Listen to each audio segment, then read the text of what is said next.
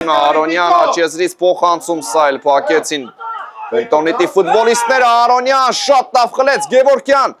կենտրոնով թողնում է արված եւ գնդակը դարպասում է 1-0 Կարապետյանը դնում է գնդակը դարպասում Փյունիկ ակադեմիան խփում է առաջին գոլը այս տարի եւ Գերազանց խաղարկում էր Կարապետյանը փորձառու կիսապաշտպանի պես ճիշտ պահին ճիշտ տեղում էր գնդակը մեր պաշտպանը Մովսիսյան լավ է մտածել դեպի Ալեքյանը վտանգավոր է մտավ Տուգանային հրապարակ արված եւ գոլ խփում է Փյունիկ ակադեմիան ստացվում է